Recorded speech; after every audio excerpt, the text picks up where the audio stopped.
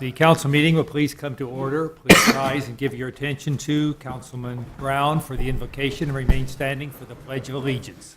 I would just ask everyone to join in a moment of silent prayer and meditation, please.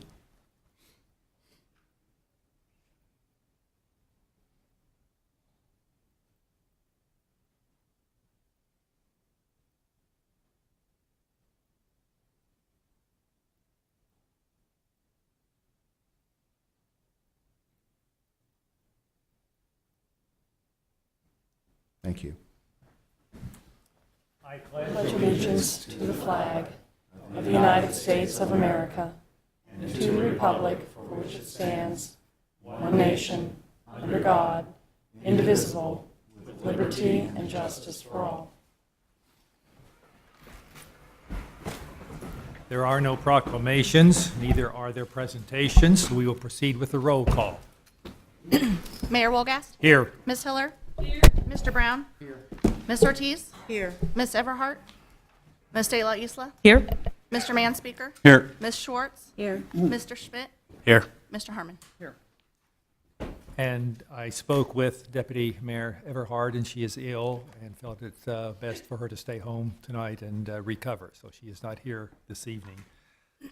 There are no additions or changes to the agenda as printed, and there is no executive session following the meeting tonight.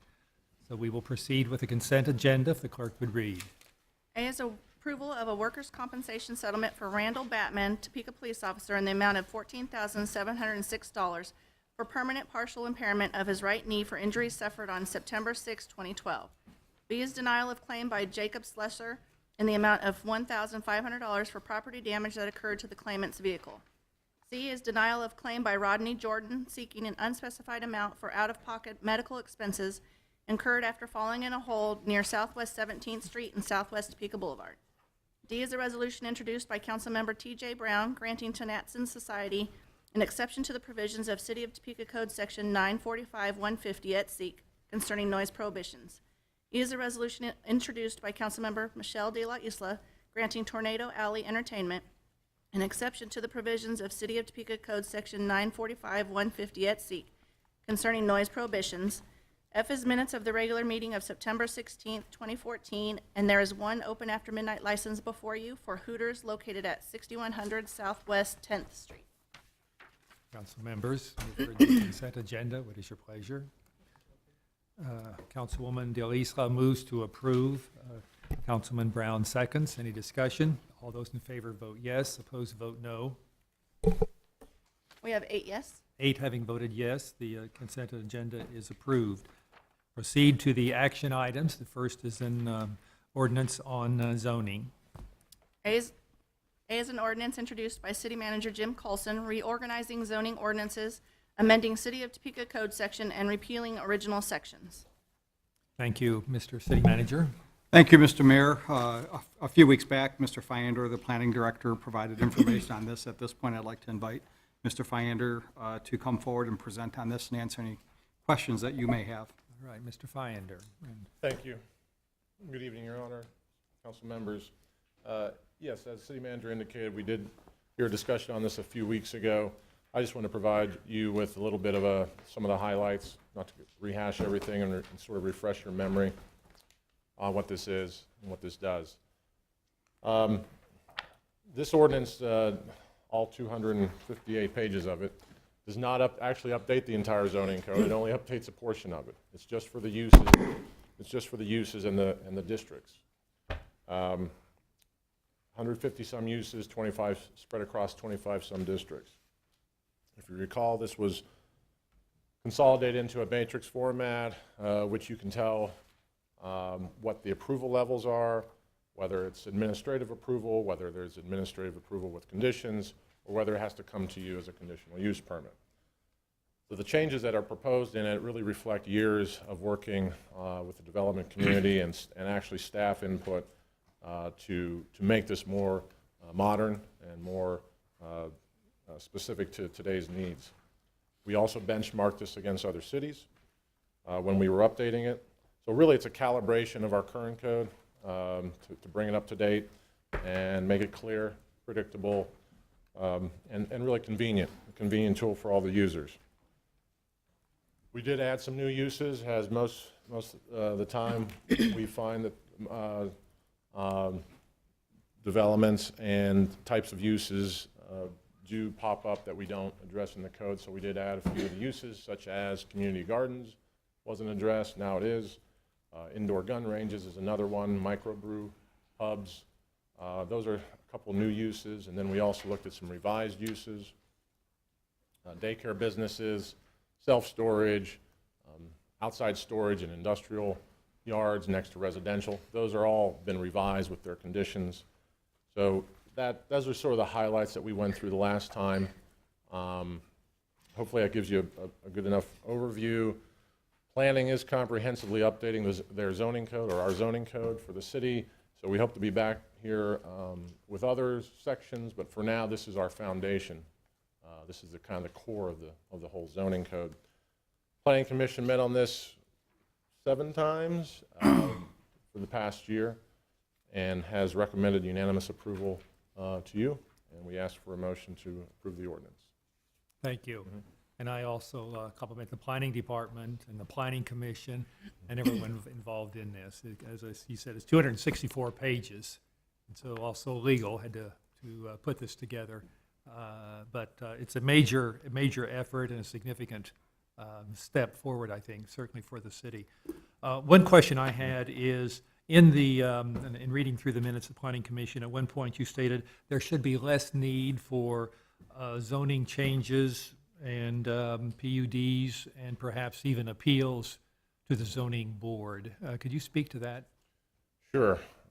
One of the problems that we had with the current code is there's terminology and some rigidness about the code that doesn't allow for certain uses in certain districts. And by putting some conditions on those uses, we make them more flexible to happen in some districts where they aren't allowed now. For instance, self-storage is one that comes to mind.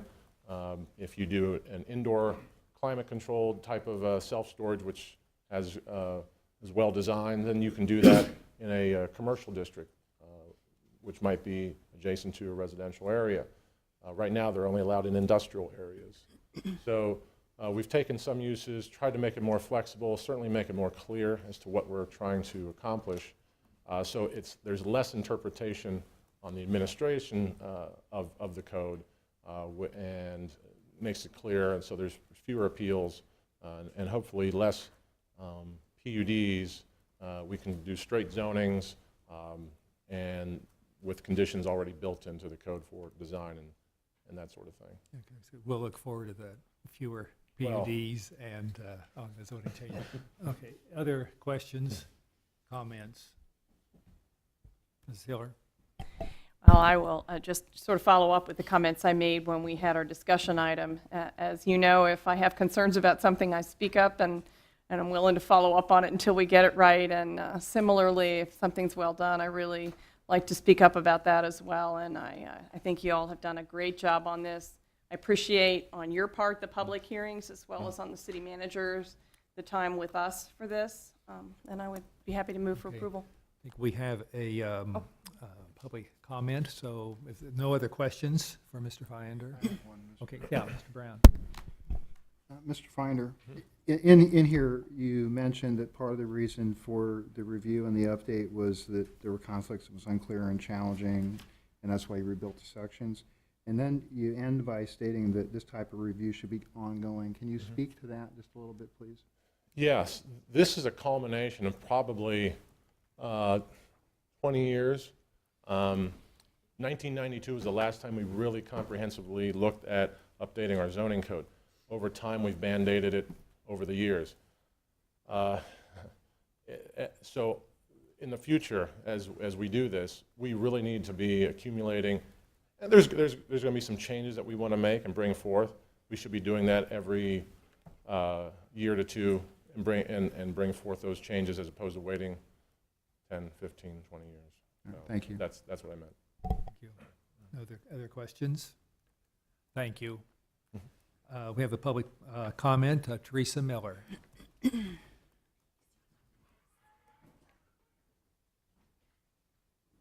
Hi, good evening, everyone. It's nice seeing you again. My name's Teresa Miller. I am president of North Topeka West NIA, and also I'm here on a personal level. The matrix at the beginning, it kind of confused a little bit of us, but the more you look at it, it will be simpler to look for things and then chase down the codes. The part that I'm coming up with is, and it has to do with matrix, and I'm hoping that at least once a year you will go back and look at this and try to update it best as possible. This will bring into something else that I'm into, and I'm going about a round way trying to explain why I'm bringing that up for matrix. I was on the code compliance committee to redo the codes so we can so the codes would be read by everyone and understand it's one way to do it and only one way to do those codes. What I'm finding in zoning right now is the same problem. You get someone to look at that code one time, that zone, and they do something one time, but when it comes up again, they don't do the exact same thing.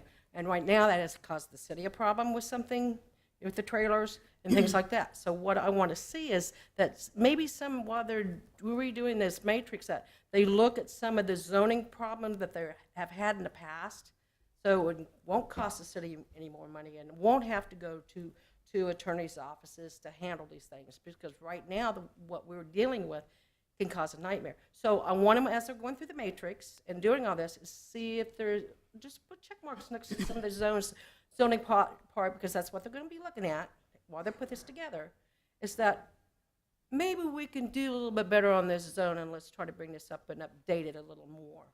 And so that's basically what I would like to be also looked at.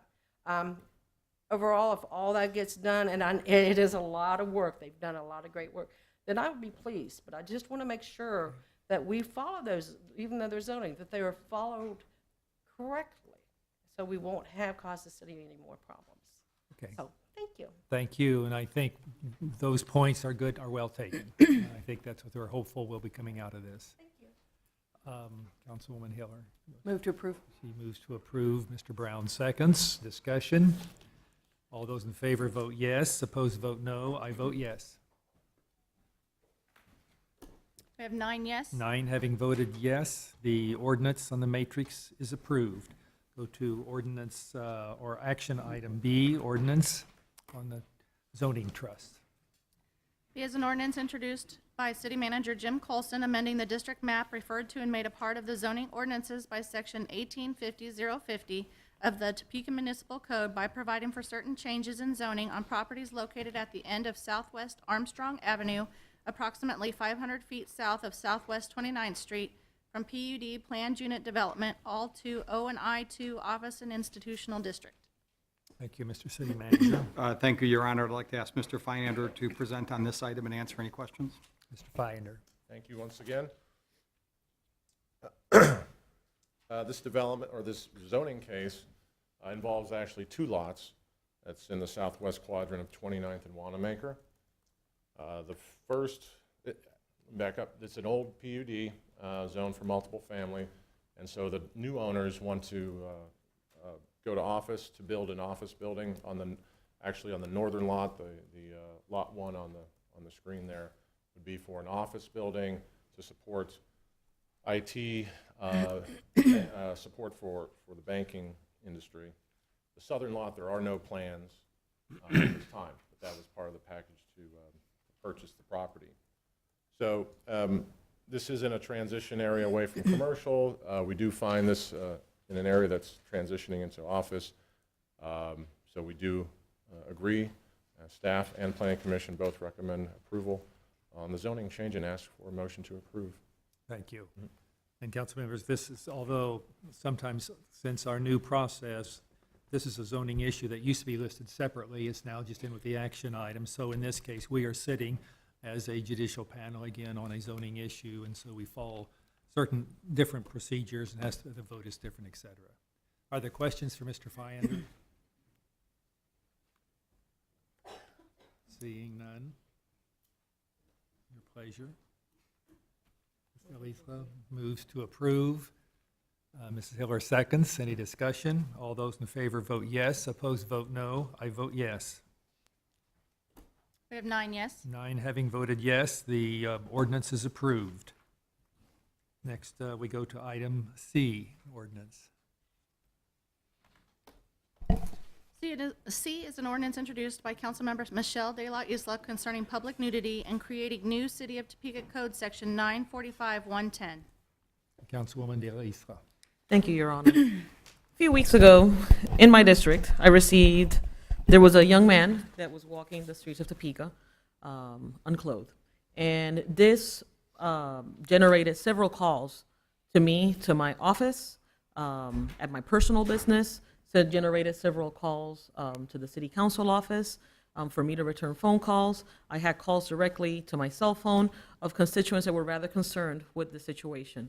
More than anything, they were very concerned because the individual was walking close to one of our schools, Avondale West.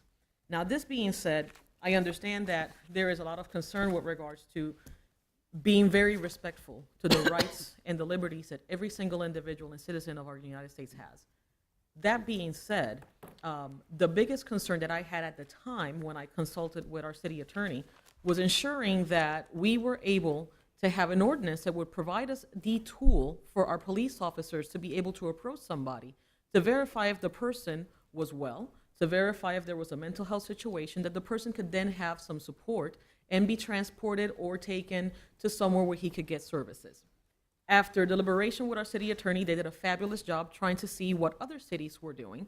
And upon further evaluation, it was explained to me that in order for us to have an ordinance that has this level of leniency, what it would do is that it would provide a tool that would not be useful. Because by constitution, or by state statute actually, if somebody is doing something like this because of an arousal desire, that automatically becomes illegal. And putting somebody in the position to determine that is very difficult. Now, that being said, our city attorney has taken a look at several ordinances that have been implemented in different cities, and I think that we are utilizing the one in Wichita. I didn't mean to interrupt. It's a combination of one in Hutchinson and one in Wichita. Thank you. Thank you. One of the biggest concerns that I had, and I had the opportunity to discuss with one gentleman, Mr. Garlinghouse, was that we were concerned with regards to the arts. Topeka is a city well known for the arts, and we wanted to ensure that the arts would not be part of this ordinance. Another thing that was extremely important for us was the breastfeeding factor. We want to ensure that this does not preclude anybody from breastfeeding. And that, of course, if you have children running around, that they are not being affected by this. All of us that are here tonight, as I can see, are adults, and whatever we choose to do in the privacy of our home or how we decide to expose ourselves is up to us. However, when you have children involved, it is important for us to ensure that we get to determine what we want to tell our children with regards to certain delicate issues. With that being said, Mayor, could I please ask the city attorney to say a few words on how we came up with this? Certainly. Mr. Sublett. Thank you, Mayor. When we were contacted by several council members, I think at the final count there were 7 council members that had contacted me in one form or another after this incident had occurred. And as with any issue, there's a wide range of opinions about what we should look at in terms of this ordinance. So we looked at several cities, Hutchinson and Wichita. Hutchinson mainly is where this ordinance is drawn from. And just to give you some background, we were in contact with a Hutchinson city attorney, and they've had no issues since they put this ordinance in place for the last year. They haven't had any unintended consequences. I know there were several emails that went around, but they said they didn't have any unintended consequences, and they use it as a tool if there's somebody that they have that is naked walking around. It's a tool the police can use to have a discussion with them, which some of you will be familiar with. There's a United States versus Terry case that says if somebody has, is, or may commit a crime, then the police can have a prolonged discussion with that person. Otherwise, it's just a consensual discussion. If the person doesn't want to talk to the police, they don't have to if there's no criminal behavior involved. So that's how they've looked at this ordinance, and that's how they've used this ordinance. Today, I just went through, and several cities of our, I would say, similar size and makeup all have ordinances that ban public nudity. Olathe, Overland Park, Kansas City, Kansas, Salina, Hutchinson, Wichita, Manhattan, Lawrence all have an ordinance in one form or another that prohibits public nudity. And I know there's been several questions about what does public mean, what does public not mean, and I can address any questions that this body would have. But again, this is really I'm happy to answer any legal questions, but this is really just a policy decision of this body of how they want to move forward on this issue. Okay. We have several persons signed up to speak on this in public comment, so I think we will go to those at this point. First is Webb Garlinghouse.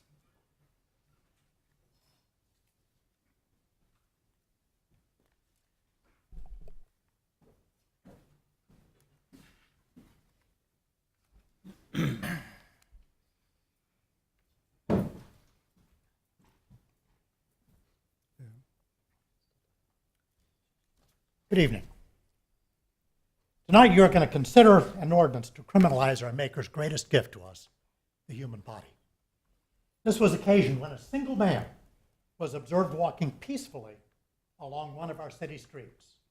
Evidently this offended some. Others were concerned about the children. When notified, the police responded that simple nudity was not against the law and they needed a tool in order to respond. I sent each of you an email on the subject and invited you to inform me of any credible scientific study connecting simple nudity with any harm at all. No one responded. I searched CJ Online for naked man and found less than half a dozen instances in the last 10 years. In each one, the police responded. Usually they determined the individual required hospital treatment. I find it strange the police did not even respond in this instance. Hopefully you do too. The police don't need a tool in order to respond to reports of a naked person on our streets. All they need to do is investigate, talk to the individual, determine if there's a problem, and act accordingly. I submit this is not a tool, this is a club. For those who are uncomfortable or offended by this display of simple nudity, it is important to remind ourselves there is no guarantee against being offended. People are offended by a host of things. How some dye their hair or paint their house. And some wear a burqa or a headscarf. The fashion of our youth or their choice of vocabulary. The list of ways we might be offended by others is almost limitless. If we criminalize the body because some are offended, should we next criminalize how they dye their hair just because it offends somebody else? Where does it end? We live in a republic, not a democracy. This is an important distinction. We elect representatives to deliberate and become knowledgeable about issues and enact laws that address real harms. Most of us do not seek regulations if there is not a real harm. In this instance, there is not a real harm. I know of not a single study conducted under accepted scientific standards that ascribes any harm at all to anyone as a result of exposure to simple nudity. Evidently, since I received no response from anyone who is about to vote on this issue, neither do you. If we enact this ordinance, it will be to pander to a vocal few who claim they were offended. Those concerned about a harmful impact of casual adult non-sexual nudity on children must find a scientific study to support their concerns. I know of none. I do know of one conducted by M.D. Story in 1979. He found that in European societies where family nudity and community nudity are more common, the children tend to be more self-confident, more self-accepting, more sexually well-adjusted.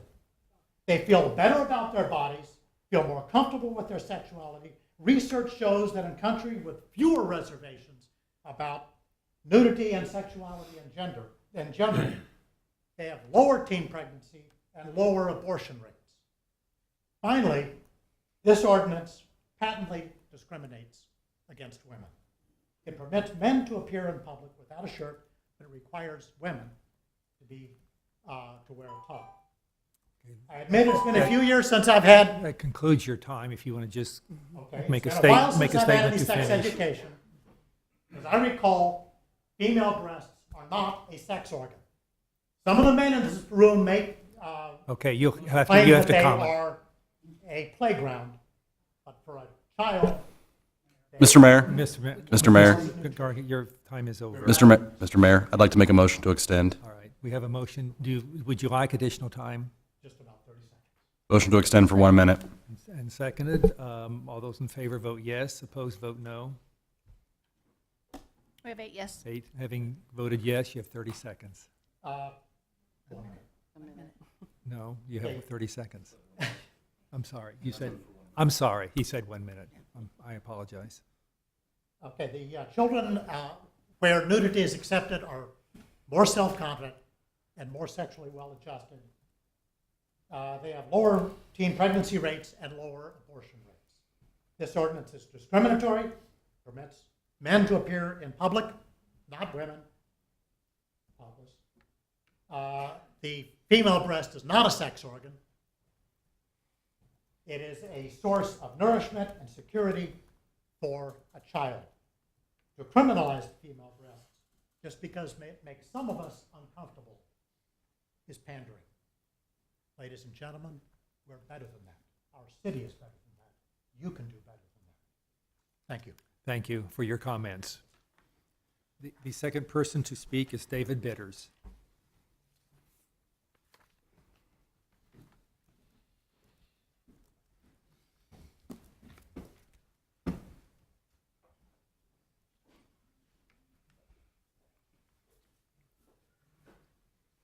Good evening. I'm Dave Bitters, an area representative with the Naturist Action Committee.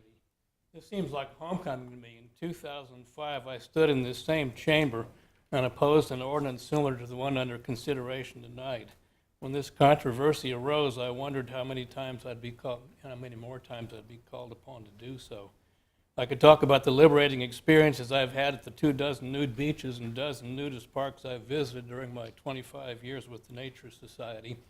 I could also talk about my participation twice with the Bear to Breakers group in San Francisco's very public Bay to Breakers runs.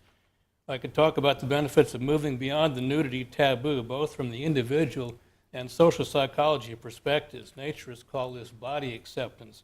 I could talk about Victorian times when males would swoon at the sight of even a female ankle, when legs were called limbs and people covered piano legs out of modesty. And then I could talk about how quaint and silly we'd find this today.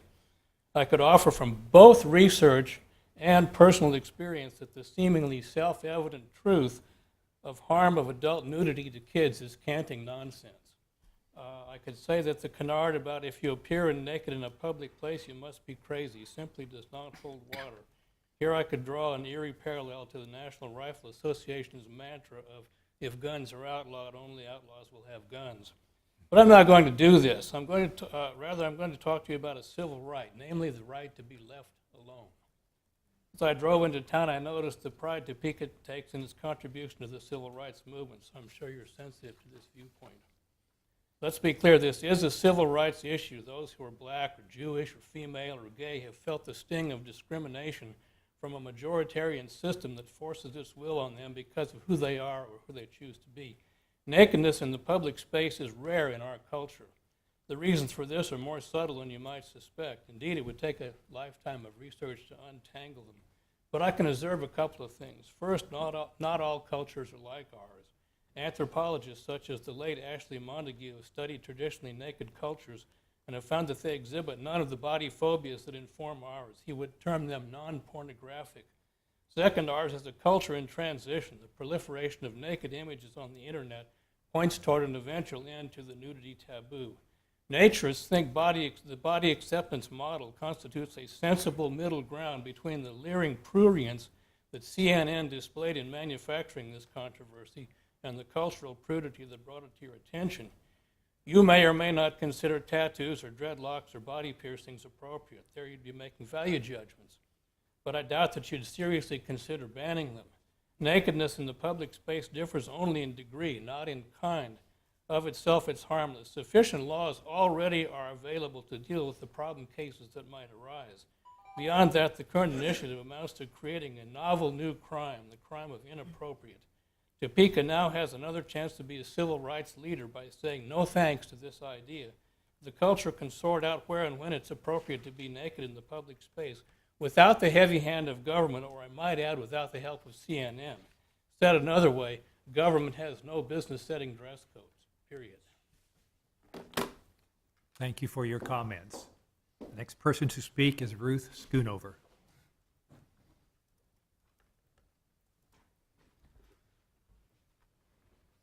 Hello. I don't usually come to council meetings to speak, but I felt so strongly about this issue that I had to be here, and I wrote down some thoughts today while I was babysitting my grandbaby.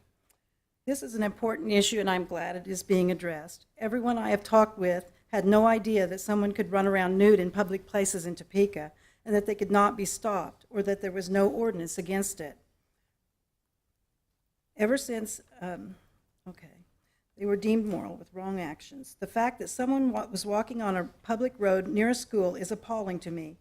I can tell you that I do not want to see someone walking around nude just because they want to be free, as was indicated in the WIBW television interview. I don't want to see their private parts, and once you do, it is hard to get that image out of your mind. I'm 63 years old, and I've never seen someone in public walking around nude, and I don't want to, contrary to what the other people said. I have a new grandchild and know lots of people with children, grandchildren in this community, and we all assumed that we were protected already with the city ordinance. When I called my sister who lives in Wichita, she said they do have an ordinance, and I said, well, you're fortunate, and I'm hoping that we do get one ourselves. Please take into account my feelings on this issue and many of my friends and neighbors. I feel very strongly about it. Please know that most citizens in this town feel the same way, not as the two gentlemen that spoke previously. When we go into public places, it used to be you would see signs, no shirt, no shoes, no service. We have a right to expect fellow citizens in our community to abide by standards of decency. It may seem amusing to some, and they will chuckle at this situation, but to those who have to view the man or woman, it is a lasting memory. I know of any time that I've ever seen pornography in my life, I can still remember the exact images that were thrown at me on a computer. And whether you call this pornographic or not, it can be. Sexual arousal can become an issue quickly. Why is it illegal for a man to expose himself with clothes on, yet okay for a man to expose himself walking on the road or near a school or public business? I work downtown at Fairlawn Plaza, and I would not want to have a naked man get out of his car and walk toward my business. I hope you will do something about this issue. Please take it seriously and address it tonight. Thank you, for our children and our grandchildren's sake. Thank you for your comments.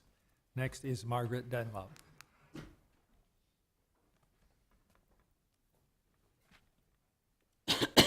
Thank you. My name is Margaret Dunlap. Some of you know me as Peg, but Margaret is my legal name. I'm here tonight to oppose this ordinance as it is currently written. I believe that the definitions included in the ordinance are too broad and are going to lead to unintended consequences. Some of them could include things that were mentioned earlier about discrimination against women because of the specific gender-specific language. I think it has implications for locker rooms, in gyms, in the YM or YWCA, at swimming pools. I think it has implications to criminalize men who are using a urinal in a public place for its intended purpose. I think it also has possible implications for incidental nudity at medical examinations. There are things in the way that these definitions are written that I think lead to unintended consequences that go far beyond the desire of Councilwoman Isla and others of you to address this issue. Certainly, the definition of public place needs to be addressed because it goes beyond the public place to private property and private businesses. And I think that takes it way too far.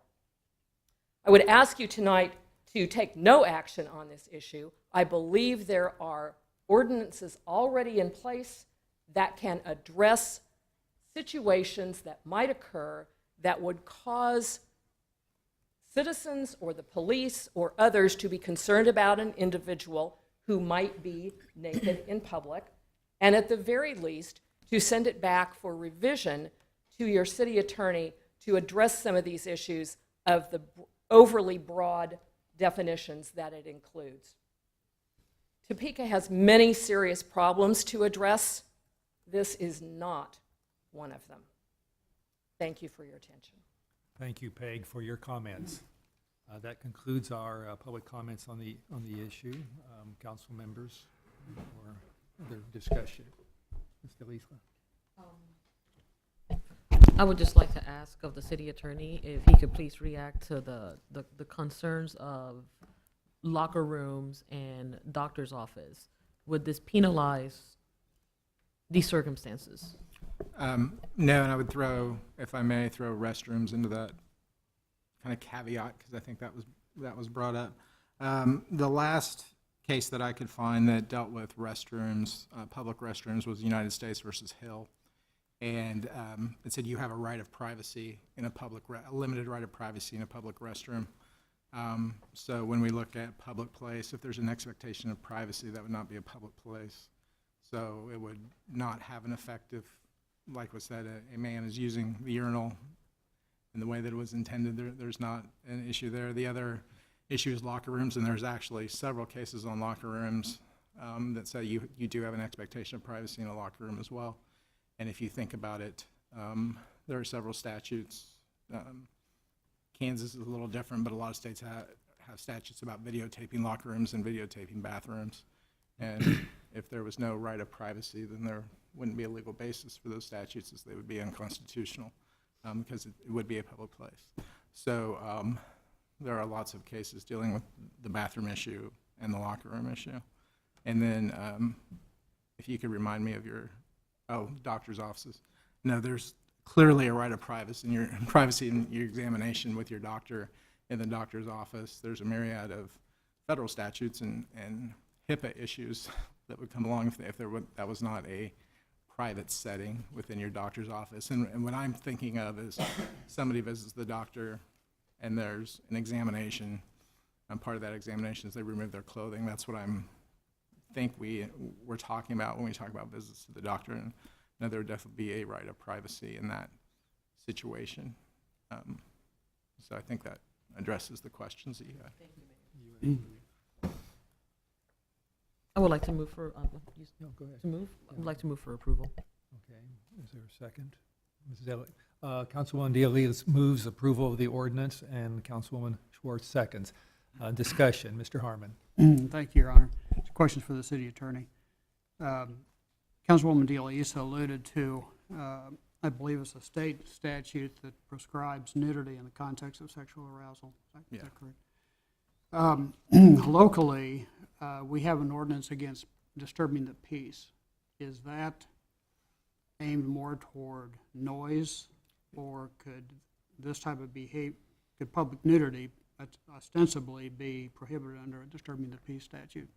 My advice is it would not fall under disturbing the peace. That statute, disturbing the peace, has been chipped away over the years in terms of the third prong of disturbing the peace as some sort of public disturbance, a disturbance in a public area, and it's really been negated to almost fighting words at this point for constitutional reasons. So I would say it would not apply to public nudity. And the other statute is there's a state statute for lewd and lascivious behavior. If somebody is naked or they're involved in an activity where their genitals are showing and it is for sexual gratification, that's a sex offense under a state statute. And obviously this ordinance doesn't get into that portion. It's just simply being nude.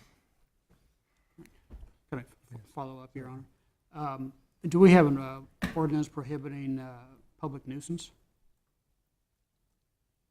Not in the criminal context. I mean, we have nuisance ordinances, but those are more to deal with code issues. But that's a code issue. So we don't have a criminal public nuisance ordinance within this context. Right, okay, and Judge, Your Honor. One other question, the constitutional basis for a municipality to enact this type of ordinance falls under the police powers, is that correct? Yes. Does there have to be some sort of a showing of health, safety to justify such an ordinance?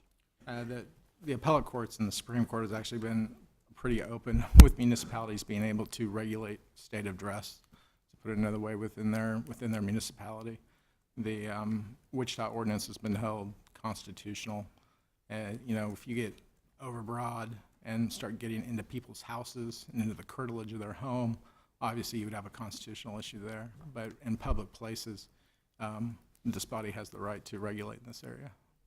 Okay, thank you, Your Honor. Thank you. Councilman Schmidt.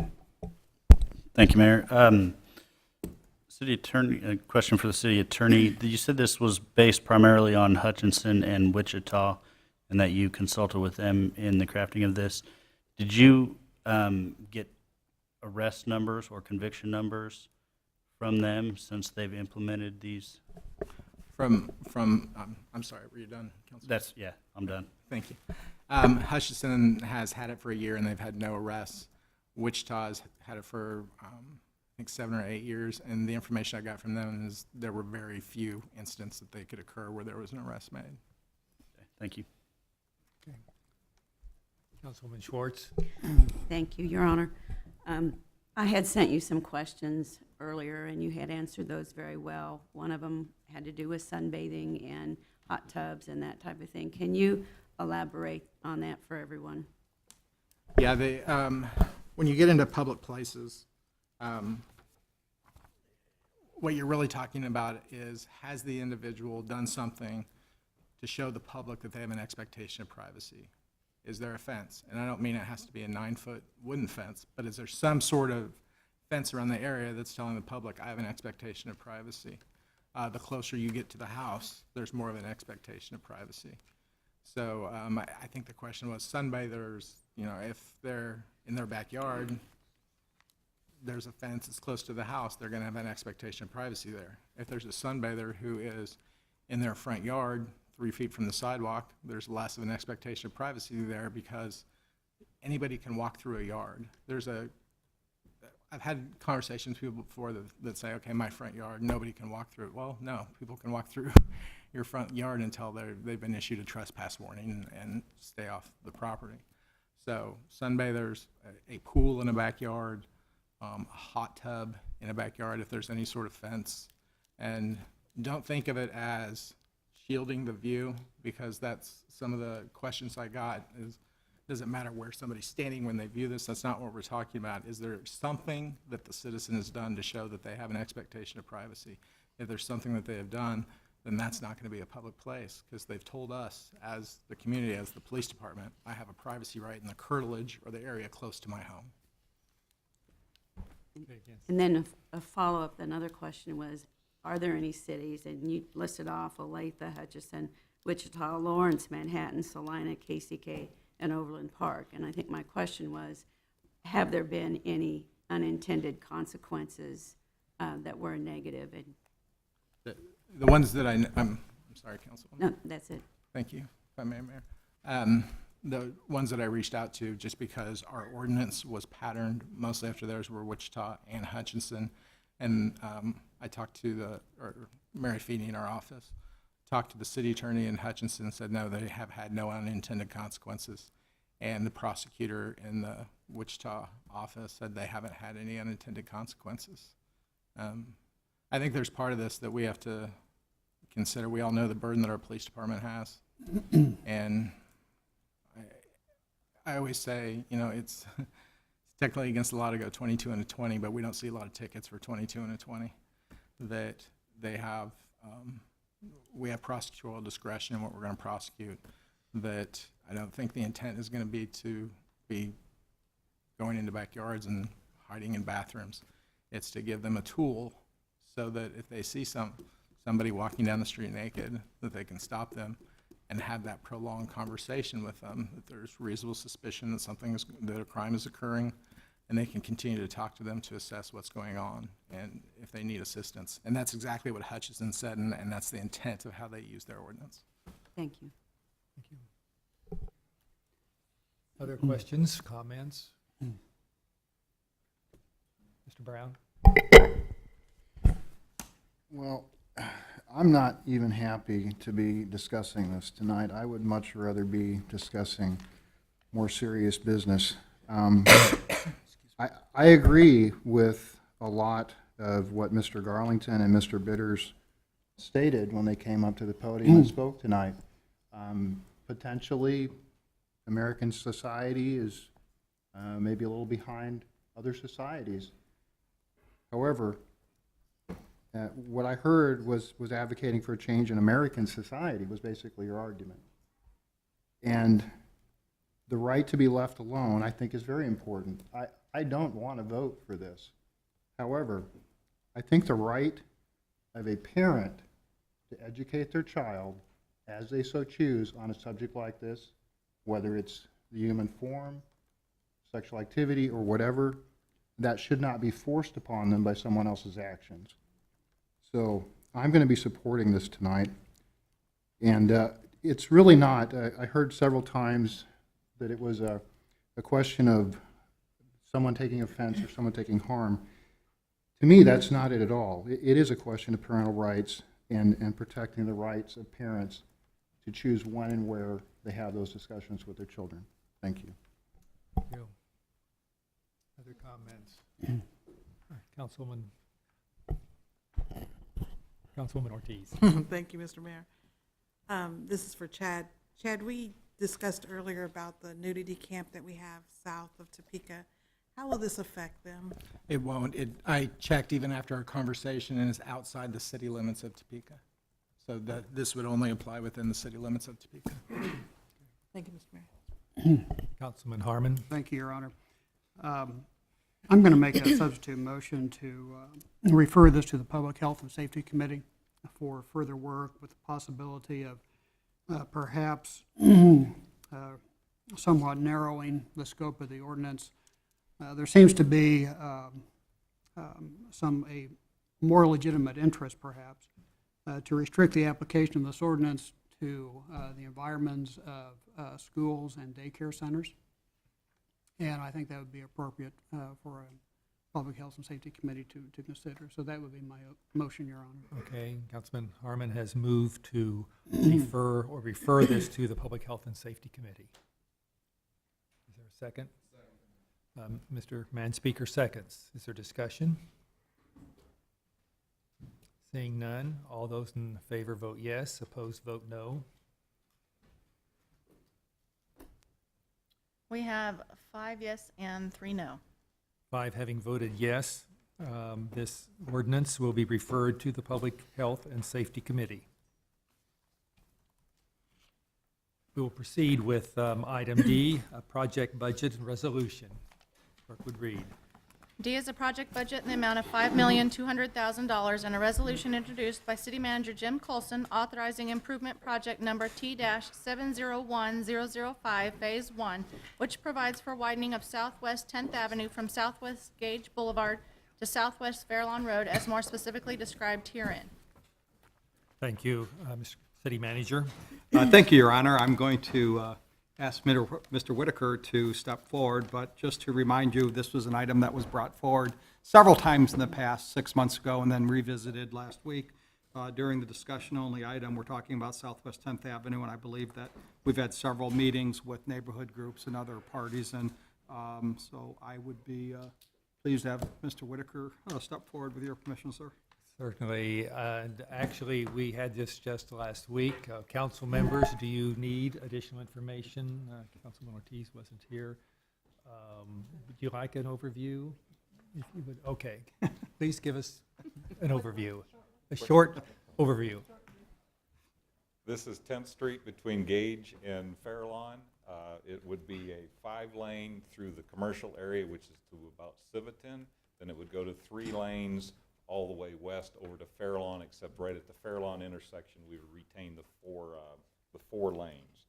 The only thing really in change that we did from the previous vote back 6 months ago is we added some traffic volume data in there as to why we made the decision to change from 5 lanes to 3 lanes at Civitan, and that's about where we started to see a drop in traffic, so that's why we called that the area to change. And so with that, if there's any other questions? Are there other questions? Ms. Ortiz? Thank you, Mr. Mayor. Will this project include sidewalks? Yes, there's a 10-foot sidewalk, which goes with the bike trail or the master bike plan on the north side, and a 5-foot sidewalk on the south side of the road. Great, because it's much needed. Right. Thank you, Yes. Mr. Mayor. Right. Council members, your pleasure. Mr. I think that, Mayor, Mr. I'm sorry. I think there's somebody. Yeah, I thought we would have a, Oh, I'm since we have sorry. it going with the motion. Mr. Schmidt moves to approve, and Ms. Delisla seconds. We have a person, thank you, Mr. Whitaker. We have a person to speak on this, Mary Lou Weidenbach.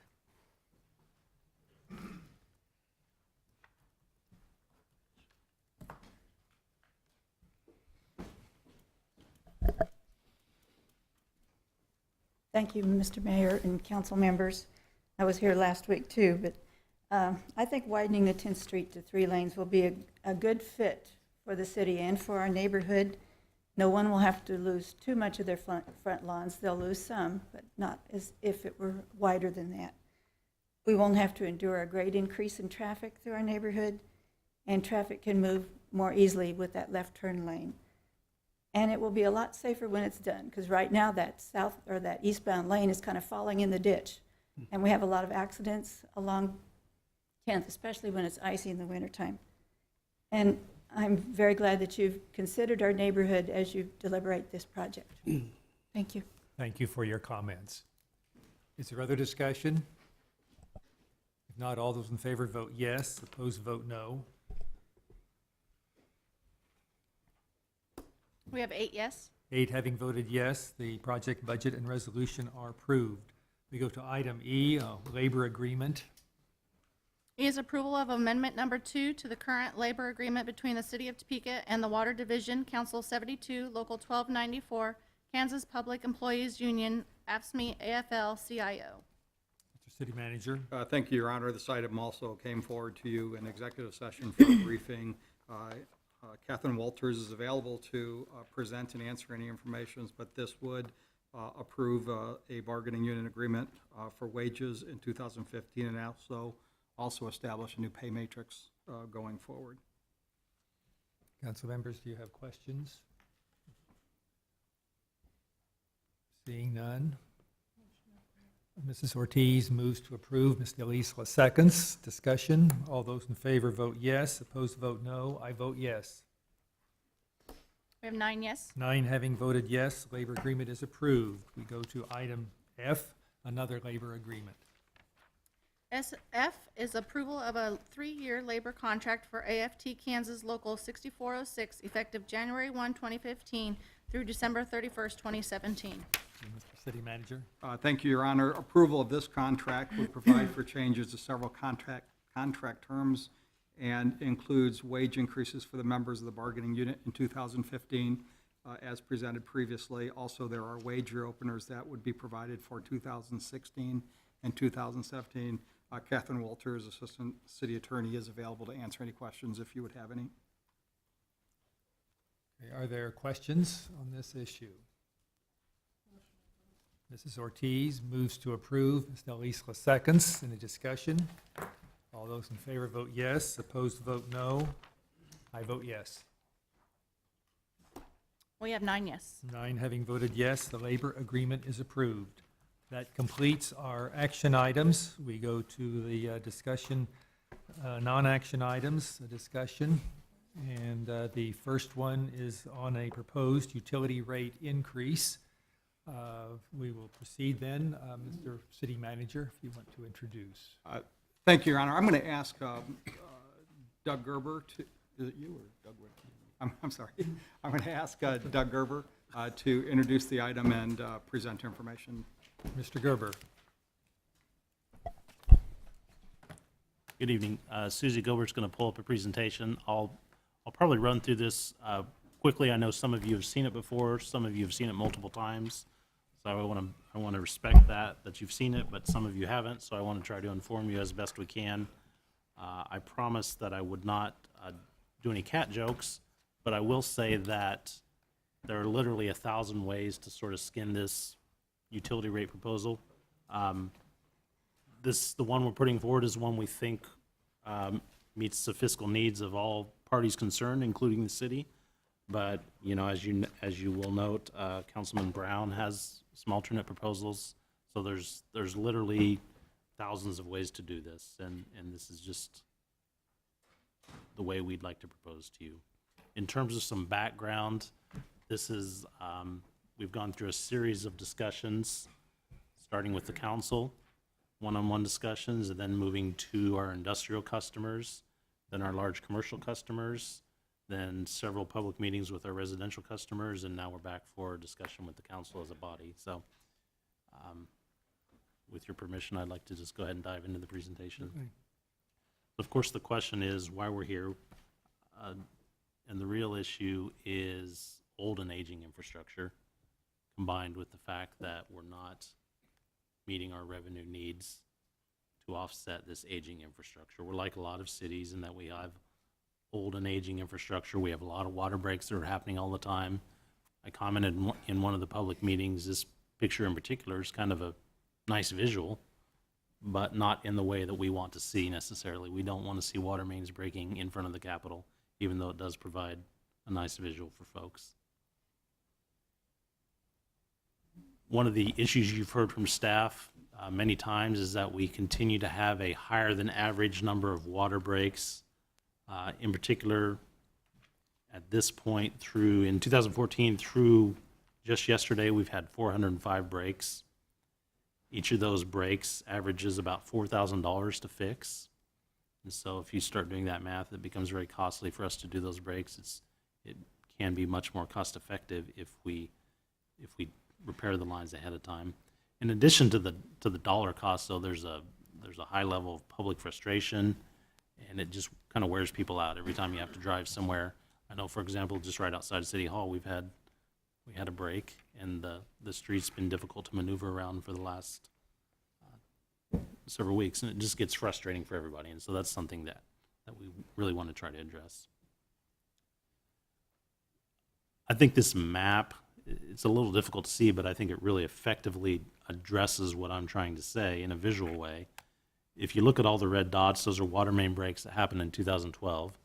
2012 was an unusually dry year, I'm sure we all remember, and so there were an unusual number of breaks. But if you look where the breaks are and then look at where they're not, the blue lines signify new lines. The blue lines on the map signify new water lines. The red dots are where the breaks are. So you can see typically where there's new water lines, you're not having breaks. And so that needs to be a focus moving forward, a continued focus of the city moving forward. In the CIP that you approved just a couple months ago, in April, May timeframe, you'll surely remember that there's a lot of high dollar projects that need to be funded moving forward.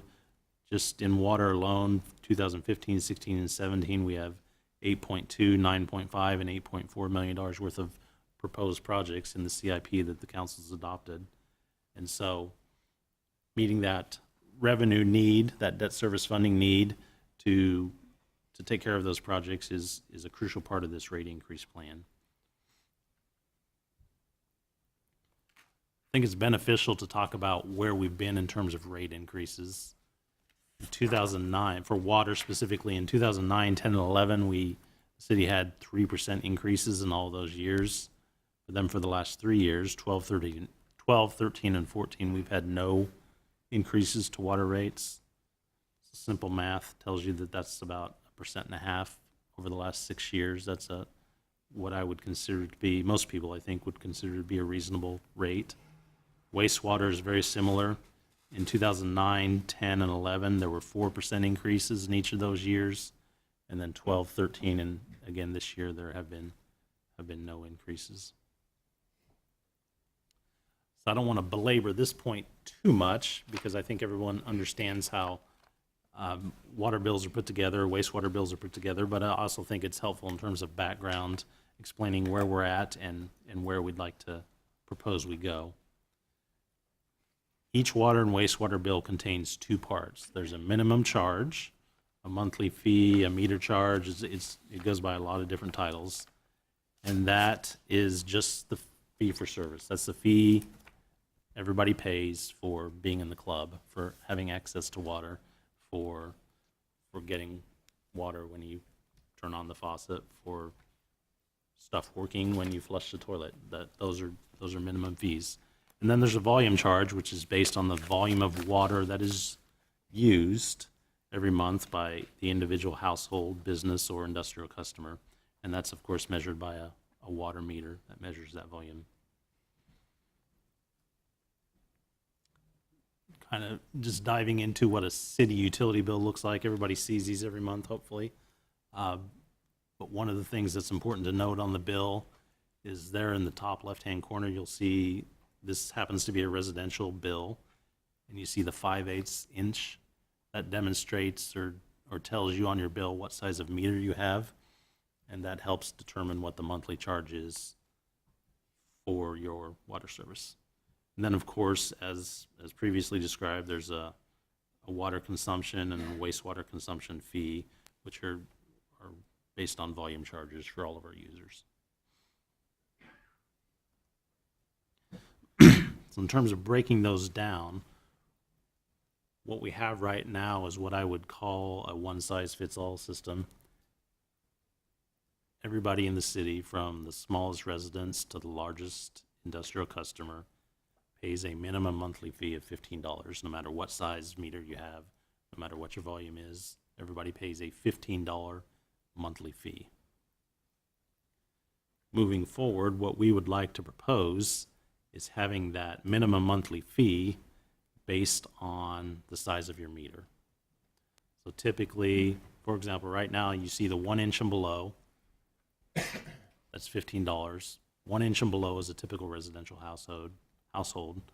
What we're proposing moving forward is that in 2015 and moving forward, that minimum monthly fee would be $9.83 for a residential household. Taking that then to, say, an 8-inch meter, currently, again, it's $15 a month. The proposal for 2015 is $314.47. And this is sort of the hybrid version of the cost of service study. We've talked about that a lot over the past couple months. It's not a true cost of service, but it's also not just an across-the-board increase. This is the hybrid piece, where this takes into account more of a cost of service focus, and then the volume charge is based more on an across-the-board increase for everyone. The same situation with wastewater. Right now, everybody in the city pays $14.85 as a minimum charge. Moving forward, we would propose to change that based on your meter size. So the volume rate for our customers right now in water, that's divided out with our user classes. We have 5 user classes: single residential, multifamily, commercial, industrial, and irrigation. So you can see on the screen what those existing rates are, and those costs are per 1,000 gallons. Moving forward, we're proposing a 6% increase to those, to every customer class. So 6% across the board volume rate increase. Same with wastewater. Everybody pays the same volume charge for wastewater, and moving forward, we're proposing that also be increased 6%.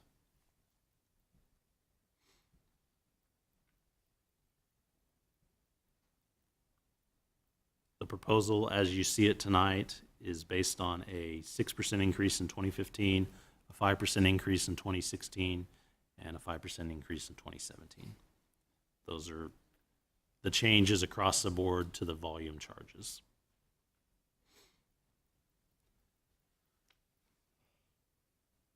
So we're all a bit self-centered by nature, and we want to know how this is going to impact us. And this is a lot of the feedback we got in our residential meetings is, how will this impact me? And so this chart, I think, demonstrates what I would say are some typical usages across the city. You can see on the far left-hand side, you have the current charges for both the rate and the meter charge, and then how 1,000-gallon, or what we would consider to be a low-volume user, how they might be impacted by this proposal. So you can see in 2015, or currently, a low-volume, 1,000-gallon or less user would pay $15 a month. Because as part of your monthly charge, currently, you get the first 1,500 gallons as a part of that monthly charge. So moving forward, we would propose to change that so that the minimum charge would include no gallons used, but that you would be charged purely on what you use. But this would have a beneficial impact to what we would call our low volume users. So currently, if you're a 1,000-gallon or less user, which we estimate to be about 25% of our users use in that range, in 2015, their monthly bill would actually be $13.62 estimated. So that would be a decrease of $1.38, and moving forward, even into 2017, it would only be a 2-cent increase from what they're currently paying. A 5,000-gallon user, which is what we would consider an average user in the city. Currently, their monthly their monthly water bill is $27.53. Moving forward, if the proposal were adopted as presented, that would go to $28.78 in 15, $30.22 in 2016, and $31.74 in 2017. So this is for residential, but we've run all these numbers for commercial and for industrial customers as well, and I've presented those numbers to them as well. And then sort of maybe a Gerber family household that has a lot of kids and uses a lot of water. They're currently to 10,000 gallons, and that's a rarity across the city, I would say, for residential customers, but some people are impacted in that manner. And so a 10,000 gallon, a double average user, currently would pay about $45 a month, and moving forward under this proposal, by 2017, that would increase to $52.64. So an increase over 3 years of $7. And again, this is just for water. We have wastewater, shows you a very similar story in that our low volume users would be less impacted. Average users would have a relatively modest impact, and a high gallon user would have more of an impact, obviously. As we've talked through this, as I've talked through this with a number of you, one of the questions that's come up is, and one of the questions we get from citizens and businesses is, how do we compare to other cities? What do our rates look like as compared to them? And so this chart hopefully demonstrates where we're at in comparison to other cities for both water and wastewater. We took 15 cities that are similar to Topeka in terms of being a capital city in the Midwest, cities that were used in the resource allocation study, and compared ourselves to them. And you can see how we compare currently and how we would compare moving forward under the proposed rate increase. So for example, the average of the 15 comparable cities for a residential user of 5,000 gallons is $31.85. Topeka's current 5,000 gallon user pays $27.53. Even after successive rate increases in 2017, Topeka would still be very comparable to our average, to other comparable cities at present time. And you see the same thing as you look at wastewater. We're slightly higher in terms of how we compare to wastewater. But again, as you compare what we consider comparable cities, the rates look very reasonable compared to other cities.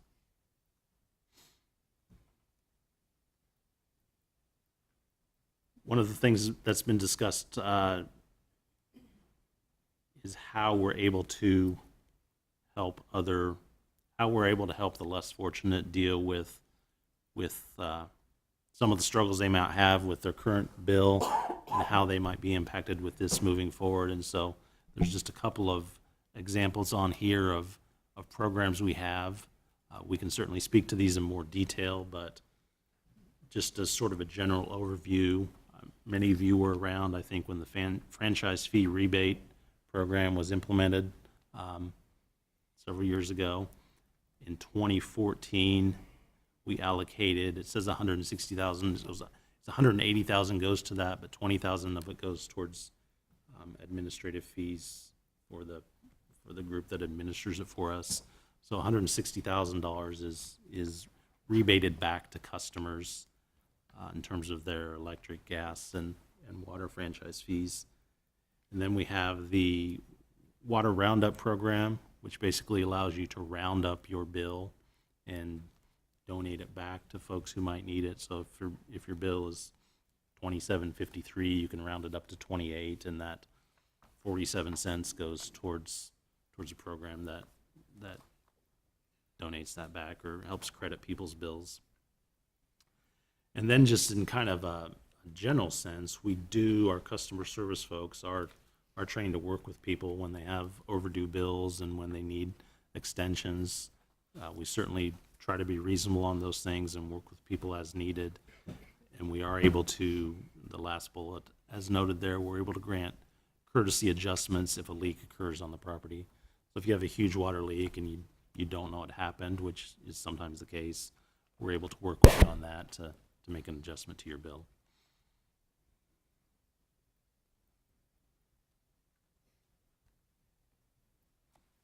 One thing we haven't, or that I probably haven't been as upfront about or as vocal about as I need to, is some other potential financial implications. As you know, every year about this time, we move towards issuing revenue bonds for utility projects. That will be the case again this year. One of the things I think it's important to know, and this isn't meant to come across as any kind of ultimatum, it's just meant to be informational. As credit rating agencies look at the city, one thing they tend to look at is what our debt coverage ratio is. So just a couple of years ago, just 5 years ago, it was 300%, which essentially means we had 3 times the coverage that we need to pay our debt service. That's continues to drop, and we're proposing to issue $13 million in bonds for new projects within the next month or 6 weeks. That coverage will probably drop again to 190%. So that's certainly well within standard ratios that are recommended by rating service agencies. But one thing they do tend to view is a continued negative, what they would consider a continued negative trend. So moving from 300% to 190% in 14 is something they'll view with, who knows what the ultimate outcome might be, but it certainly could lead to a rating downgrade, which if that did happen, we're estimating it would cost us $15,000 to $20,000 for every $1 million we borrow in issuance of new bonds. And we've estimated that for the bonds we plan to refund this year, the cost could be anywhere from $300,000 to $400,000 in lost revenue. So I think, that's just another piece of the overall package that the council needs to consider as we move down this path and as you're making your decision towards the best direction for the city. In terms of next steps, I think we have a fairly good sense of where people are individually, but I have no sense of where the council is as a group. And so tonight will be your chance to tell me where you're at as a group, to tell us where you're at as a group. And then that will certainly lead to further discussion into October and potential action at some point in October. Okay. So with that, All right. hopefully I was Thank you. brief but covered it well. And with that, I would stand for questions. Okay. And council members, I think we will have discussion here with Mr. Gerber, your questions and comments. And then we have several people for public comment. And then we can have any other discussion you want. This is a discussion item, and that's our purpose here tonight. I have a couple questions first. You primarily talked about the residential rates, increases, et cetera. Could you speak briefly about the commercial and industrial rate changes we'll be making? So what we're proposing is that, and maybe we can go back to the slide that shows, yeah, right there. I'll wait till she gets there so you can see it. So for the volume rate, we are proposing in 2015, a 6% increase across the board for all customer classes. So for commercial, for example, that would take them from 264 per 1,000 gallons to 280 per 1,000 gallons. For industrial, that would move them from 225 per 1,000 to 239 per 1,000. The other piece that we're proposing is again what we're calling the hybrid piece, which moves their meter charges from the $15 a month that everybody currently pays to, and I don't know them off the top of my head, but to, for example, if a business had an 8-inch meter, their monthly meter charge would go to $314.47. Okay. And so many of our industrial businesses, for example, have multiple sizes of meters and multiple meters, and so they would be impacted in different ways depending on their business. And a separate question area, on the material we have, you provided, you have a list of the capital improvement plans. Yes. This particular sheet, which lists those adopted in our capital improvement budgets for 15, 16, and 17, and then a plan for 18, 19. And I see they total, as I think you mentioned, 8 million, 9 million, 8 million. Those are all that are not in a budget now, none of this would be done unless we have a rate increase. Is that correct? Or were some of these approved in our budget that we approved for 15? So those, Mr. Mayor, those projects should tie back to the 2015 budget. As you will recall, that's one of the changes we made moving forward, is that we would reflect those projects in the budget. Okay. I guess I'm asking it differently. So why do we need a rate increase? What projects will not be funded unless there is a rate increase?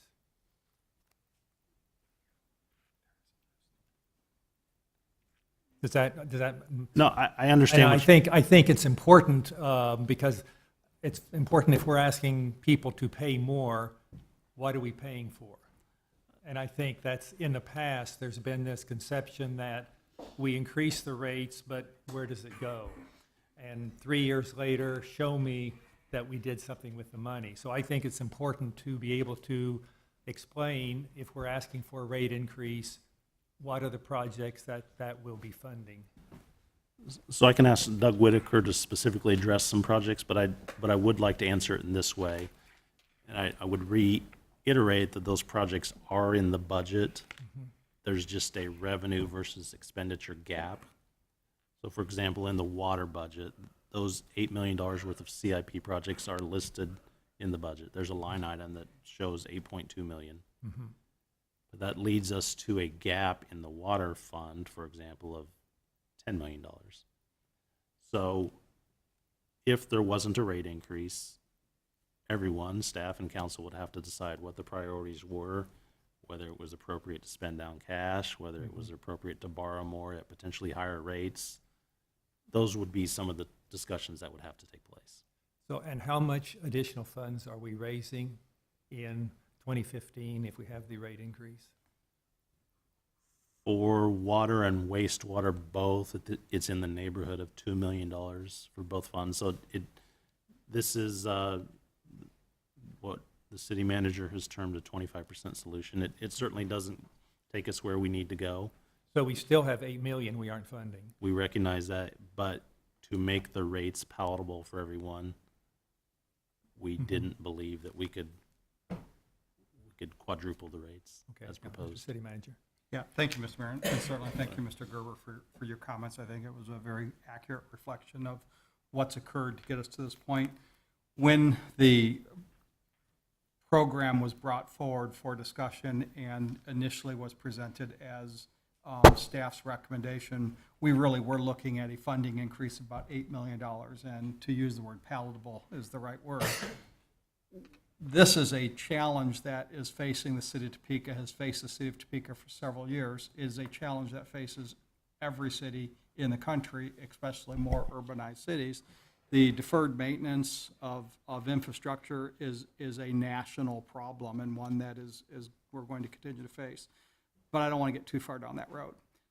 We made a strategic decision from a staff perspective to try to meet somewhere, and I'm not going to say in the middle, that we felt that if we could come forward with an approximately 25% of the solution through rate increases, we would then look at internal operations of the utilities themselves and challenge the leadership there to identify some cost savings that could exist there.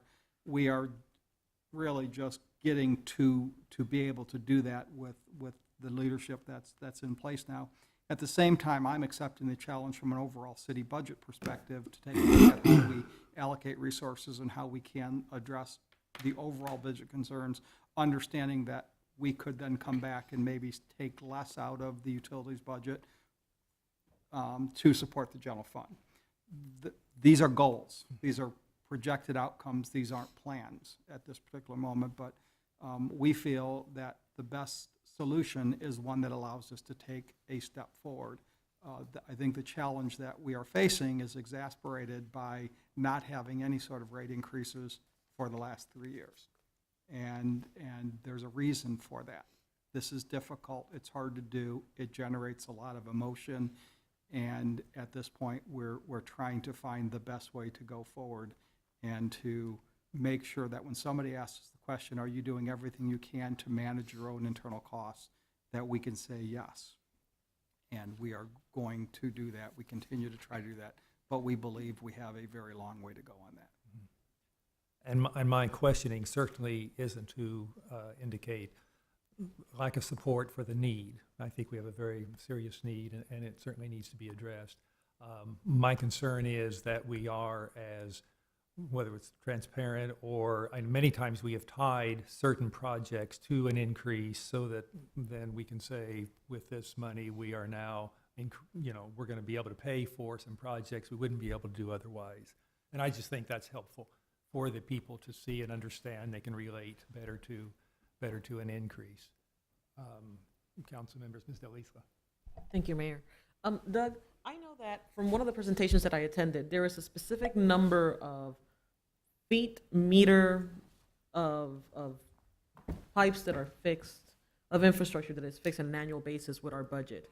I think it was 8 something. I don't remember if it was 8 feet, a meter. I mean, I'm sure it's not 8 feet, but is that correct?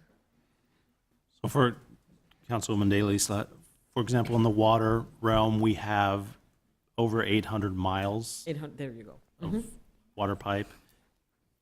This type of approach, this type of revenue approach would allow us to do a 1% plan, or to get to 1%, or about 8 miles a year. 8 miles a year. Yes. So that is what we do currently, correct? That's what we work towards doing, yes. And us adopting this increase will not assist us in extending it to more miles? Or would it?